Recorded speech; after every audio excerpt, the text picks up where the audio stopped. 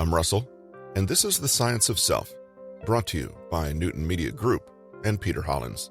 Stick around and improve your life from the inside out. Today is Thursday, December 29th, 2022.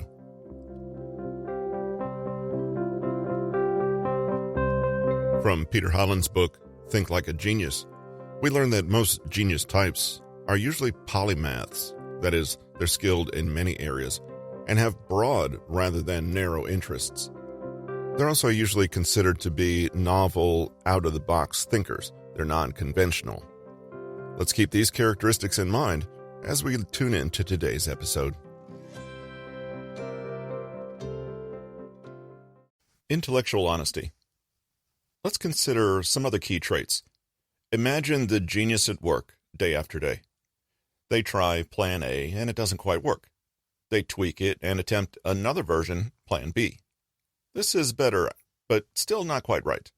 They admit that some assumptions are not exactly founded. Plan C doesn't work at all, so they go back to the drawing board and begin afresh, this time with a completely new approach, and so on. This kind of grueling, step-by-step process requires patience and hard work, but it also needs something very important, humility. A person who is never willing to admit they're wrong stops at the very first hurdle. If you're stubborn, have a big ego, and hate making mistakes, you will stay precisely where you are, knowledge-wise. Those who close their eyes to evidence staring them right in the face are the opposite of scientists, and, in fact, they're the opposite of geniuses. You can pick your favorite description. As an extension of being playful, open-minded, and curious, one who pursues genius must be willing to let the process of learning lead them. Sometimes this means that the process tells you, in no uncertain terms, that's wrong, try again. A genius takes this negative feedback for what it is, thinks, that's interesting, and changes their approach and simply tries again. A less than genius person looks at this feedback from the universe and is mortified because they have their ego wrapped up in the learning process. They see being wrong as a personal failure and a reflection on who they are as people. So when they get things wrong, they feel that they are wrong, and understandably, this feels like a pretty serious threat. The response is to deny that they're wrong, ignore the evidence, or sit tight and never grow, because it's too embarrassing to feel like a beginner. This is essentially the difference between a fixed mindset, i.e., I am the way I am and I can't change, versus a growth mindset. It's always possible for me to learn. We can call this trait intellectual honesty. It's the ability to be flexible, to be honest with yourself, and to self-correct without too much bias or stubbornness. The degree of your willingness to be wrong is directly proportional to your capacity to learn. After all, those who already know everything have no need to ask questions, to be better, or learn from others. So they don't. This is a trait that's very easy to develop in yourself, thankfully. How? It's simple. Be embarrassed occasionally. One thing that is incredibly freeing for the soul and the intellect is to quickly say, I don't know, when you really don't know. If you're in a discussion with someone who's just proven you incorrect, don't dig yourself further into a hole by doubling down on your position or trying to make out that you were really right all along. Instead, say freely and quickly, yes, I think you're right, and simply let go of the idea or belief you held before. Easier said than done, but if you can consistently practice this trait, you'll soon develop intellectual honesty and, ironically, people will view you and your opinions more favorably. You demonstrate not only intellectual maturity, but wisdom and level-headedness when you can honestly admit gaps in your understanding. Remind yourself that being wrong or making mistakes is not the end of the world. In fact, if you're not regularly encountering your own ignorance and lack of skill, you aren't challenging yourself enough. See mistakes and being wrong as the entry fee for playing the learning game. Remember that even brilliantly accomplished geniuses throughout history have been wrong. In fact, they've probably been wrong more times than you. The successful entrepreneur, it said, has failed more times than the average person has even tried. The genius then is not someone who finds everything easy and gets it right the first time. Rather, they're the people who have a higher than normal threshold for tolerating uncertainty, failure, or confusion. They're the ones willing to be embarrassing novices for years before they get to show off their skill. They're the ones who won't mind when people laugh at their crazy idea. While everyone else might feel sorry for a person who lost tons of money on a venture that didn't pan out, that person may themselves be thinking, "Excellent, now I know exactly what not to do next time. This is great." Other than regularly saying, "I don't know," or "I was wrong," and meaning it, the genius mindset is characterized by a sincere lack of bias and prejudice. Keep in mind your natural curiosity. It's not something that thrives in the presence of dogged beliefs and ideas that never budge. Take a look at your own self-talk and see if you can identify any times where you use words like always and never. These could give you a clue to your own stubborn biases or assumptions that may need updating. A dash of polymathy. Let's move on to another fundamental trait, one which we can only call jack of all tradesness. Genius thinking is more lateral than vertical. In other words, it's broad. Though geniuses like to look into things in depth, they're never specialists. This is because their natural curiosity carries them into all fields and topics. If you ask why often enough, you'll soon find yourself studying everything in life. And why not? Why restrict yourself? As you'll soon see, the intellectual heavyweights of history all had this in common. They read widely and had an enormous range of interests.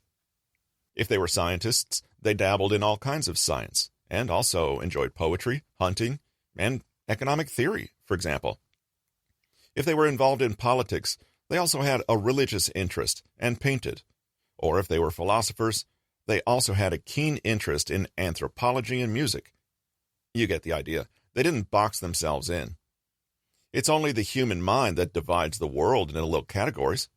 Geniuses see that everything is actually connected and don't put limits on their inquiries. A genius is well read and up to date. They want to understand what's happening around them, so when they talk to anyone, chances are they have something to contribute to the conversation, and if they're completely oblivious, they go into investigation mode and learn as much as they can when they encounter someone who knows something they don't. If they're familiar with mathematics and programming, and they chat to an expert in literature, they can't help but draw connections and relationships, seeking to understand the new knowledge in terms of what they already know. They might become curious about symbolic representation in literature, or wonder how an AI would codify and represent different writing styles, or how certain languages might be considered more mathematical than others. In fact, it's this willingness to cross-pollinate different areas of knowledge that allows geniuses to come up with so many novel approaches and theories. Genius thinkers are at home with using analogies of all kinds. Their minds are constantly looking for the biggest possible picture. They want to know how everything fits together. So when they meet a new piece of knowledge, the first thing they do is examine it and see how it relates to the pieces they already possess. This is perhaps why so many truly great scientists are also deeply creative and artistic people. They know how to work with metaphor and analogy, and can rearrange concepts, switch perspectives, and translate ideas from one field to another. The way to foster this trait in yourself is to deliberately seek out connections and interrelations in everything you do. Don't think in neat little boxes, but blend it all together. As a fun practice, look around in your life right now and identify one area in which you are an expert, or aspiring to be. Now, think of an area that you are quite ignorant of. Next, see if you can draw connections between them. Can you see how economies are a little like ecosystems? Or can you understand how composing a complex orchestral piece is a bit like putting together a recipe? Maybe you can hear some music and imagine that it has its own vocabulary and language, or indeed that it can be understood as a kind of animal.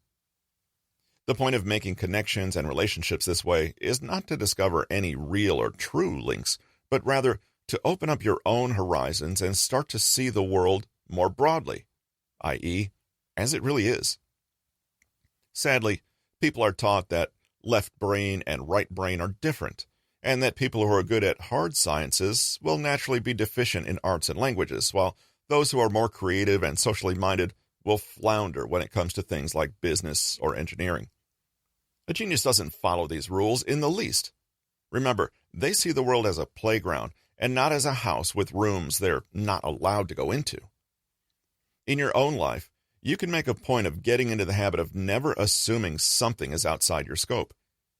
Even if you think a certain topic or idea is too difficult or irrelevant, take a closer look anyway and see what you can learn. Another good practice is to routinely court information from all parts of the spectrum, i.e., don't always go looking for material that only confirms the beliefs you already have. Don't assume you know what the other side thinks and believes. Go and check it out yourself. Get into real, good faith arguments with people you disagree with, and genuinely put yourself in their shoes. Deliberately seek out information online that contradicts your perspective and see what happens. Besides saying, "I don't know" more regularly than others, geniuses also say something else. "This is my opinion for now, but it's only provisional. I'm willing to change it when I'm faced with evidence to the contrary."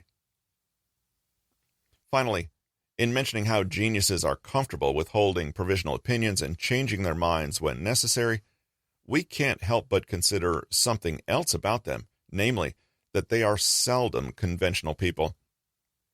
Geniuses are constantly thinking outside of the box or looking closely at the box itself to see what it's made of and how it functions and why. Such people are not rebels exactly, rather, they follow their own principles and seldom have blind respect for arbitrary rules they see no sense behind. This is because they look more deeply into matters than is common. The world seems far more malleable and up for debate to them than it might seem to others. Rules in this case can look like pointless limits and interference. We've already seen that the genius perspective is one that draws creative connections, sees hidden relationships, and investigates deeply into the real causes of phenomena. Things like baseless public opinion, random rules for the sake of rules, and fearfully towing the line are likely to be far from a genius's mind. But again, it's not as though the people we call geniuses get a thrill from rule breaking. It's more that they recognize a higher authority, and if they do end up obeying and following orders, it will be because they accept the validity of another deep thinker's perspective. Genius thinking is more characterized by non-hierarchical social structures, non-linear thinking, and a tendency to go against the grain, if the grain is something that's merely part of tradition and convention, rather than genuinely the best way to do things. This is why geniuses are so often associated with science and innovation. These are people who pull humanity forward with their insistence that there has to be more to life, even if people are afraid of trying something new. Genius thinking is dynamic and adaptable. It's not afraid to adjust itself or to change as needed. Thus, a genius thinker will have no qualms about completely dropping an old way of life to pursue an entirely new way of being. They're happy to dream up novel solutions, creative new possibilities, or even fantastical and outlandish dreams for the future. They don't tend to take these thoughts and measure them against the accepted standards of the day. In other words, they don't care about being popular or fashionable or even liked by others. And this is what allows them to be true explorers of the unknown. This can be a difficult perspective shift to bring into your own life, because every one of us, whether we want to admit it or not, is deeply embedded in the values and rules of our culture and historical period. We all have our assumptions and biases, and our beliefs about what is and isn't possible, what's right and what's wrong. One of the genius's best tools is the mindset that comes with asking, "What if?" and being genuinely open to whatever answers stem from that. Question your own rules that you make for yourself, and you'll become better at recognizing the unnecessary limits placed on you by others. You could practice this mindset switching for yourself right now. Get out a piece of paper and very quickly, and without too much thought, write down 5 things that you absolutely know to be true about yourself or the world. Write down your core beliefs and assumptions, big or small. Let's say you wrote down, I value education and learning, so I'm going to try to get into university. Now, look at this as neutrally as you possibly can. Look at the unspoken conditional nature of the sentence, i.e., the assumption that going to university is the best or only way to get an education. Consider the hidden biases and expectations behind this, that teaching and learning come from recognized institutions, i.e., externally. And if you value education and learning, you need to appeal to these institutions to let them allow you to learn. It's just a simple sentence that you may never look more deeply into, but on closer examination, can you see how many rules are implied in it? Maybe it's not true that university equals education. A genius doesn't take anything for granted. They don't even take their own word for it. They ask, what if? What if it were possible to learn more outside of university? What if the thing that you most wanted was actually not to follow the path that others in your peer group pursue? The answers are irrelevant. It's the fact of asking the question that is important. In the chapters that follow, we'll be looking more closely at specific examples of people who many have called geniuses. We'll see not only that each of these people has perfectly demonstrated the traits we've discussed here, but exactly how they managed to express these tendencies and traits in their work, and indeed, how these characteristics were actually the key to their success. Takeaways. Geniuses come in all shapes and sizes, from all walks of life and all historical periods, but they can all be seen to possess certain predictable characteristics and mindsets. If we can model our own lives on the traits we find in great and successful thinkers, we too can learn to fulfill more of our intellectual and creative potential. The first trait is a lust for learning and an insatiable curiosity about how the world works and why. This is knowledge and understanding pursued for its own sake and not because it indirectly leads to another goal like fame or money. Such inspiration and passion gives incredible stamina to any effort.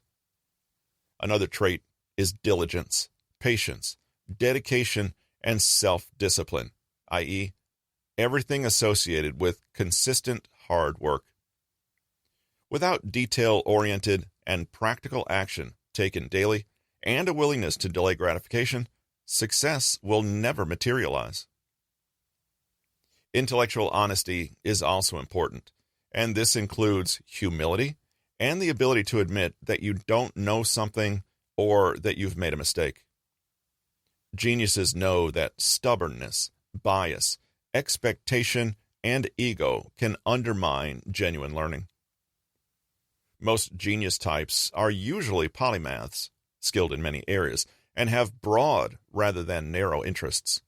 They are well read and make connections between all disciplines, see relationships and analogies, and find inspiration in all fields, never limiting themselves to one area. Finally, geniuses are usually assumed to be novel, out-of-the-box thinkers. Such people are non-conventional and tend to disregard arbitrary rules, fashions, or unquestioned assumptions and habits. They're comfortable pushing outside of the norms and exploring new territory, and this makes them natural innovators and trendsetters, as well as problem solvers. We can always be aware of these mindsets, particular to geniuses, and deliberately work to cultivate them in ourselves in a variety of ways.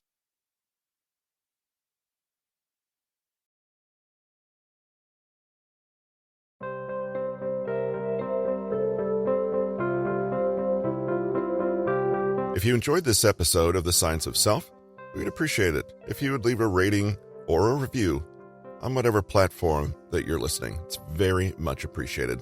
Thank you, and see you next year.